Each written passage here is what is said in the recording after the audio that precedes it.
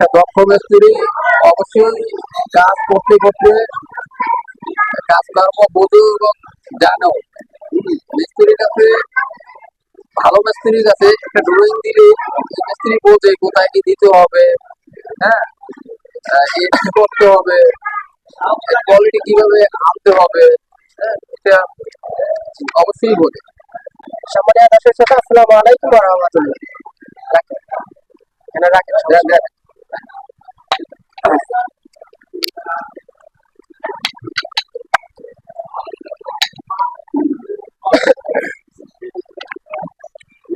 তো সমস্যা নাই। তো আমরা একটা তিনতলা ভবনের বাড়ির ডিজাইন কাজ কমপ্লিট করছি আর কি আজকে। তো তিনি হচ্ছে আমাদের ইঞ্জিনিয়ার স্যার। আসসালামু আলাইকুম। তো মালিক পক্ষ আর কি নিচে গেছে। তো আমাদের যে ভবনটা আছে এটা একটা তিনতলা ফাউন্ডেশনের বাড়ি। আপনি বেশি বড় নয়, 1000 স্কোয়ার ফিটের ভিতরে দুই ইউনিটের ভিতরে 1000 স্কোয়ার ফিটের বাড়ির ভিতরে দুইটা ইউনিট।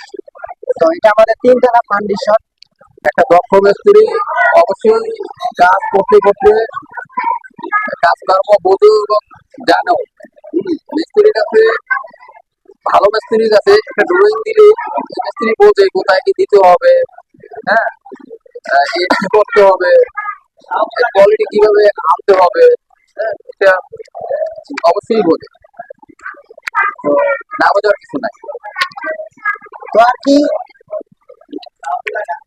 আমরা চেষ্টা করি আর কি, যখন তো আমি যেসব বাড়িগুলোতে আর কি কাজকর্ম করি, তো আমরা ইঞ্জিনিয়ার ছাড়া কোনো ভবন নির্মাণ করতে চাই না আর কি। কারণ যখন একটা ইঞ্জিনিয়ার ডিজাইন করে দেয় তখন সম্পর্ক বাড়ির ভারবহন ইঞ্জিনিয়ারের পক্ষে চলে যায়। দেখা গেছে আপনি একটা ভবন করবেন, একটা ভবন কিন্তু 1-2 দিনের জন্য নির্মাণ হয় না। একটা ভবন নির্মাণ হয় আপনার 100 বছরের জন্য। তো যখন একটা ইঞ্জিনিয়ার ডিজাইন করায় তখন বাড়ির ভারবহন সব ইঞ্জিনিয়ার ধারে চলে যায়। তো আমরা চাই না যে ইঞ্জিনিয়ার রোডের বাইরে কোনো কাজ করার জন্য। তো অনেকে বাজে মন্তব্য করেন ভিডিওর মাধ্যমে যে আসলে এটা আমাদের মন গড়াতে কাজ হচ্ছে কিনা। আসলে দেখেন, এখানে যেখানে ইঞ্জিনিয়ারের ডিজাইন থাকে সেখানে কোনো সময় মন গড়া কাজ হয় না। কোনো কন্ট্রাক্টর বলেন এবং কি কোনো মিস্ত্রি বলেন মন গড়া কাজ করতে পারে না। তো এইসব বিষয়গুলো অবশ্যই আমরা খেয়াল করবো। তো আমরা যারা নতুন বাড়ি নির্মাণ করতে চাচ্ছি, ভালো একটা ইঞ্জিনিয়ারের সাহায্যে এরকম ডিজাইন করে তারপরে আমরা বাড়িগুলো নির্মাণ করার চেষ্টা করবো। এবং কি দেখেন, এখন অনলাইনের যুগ।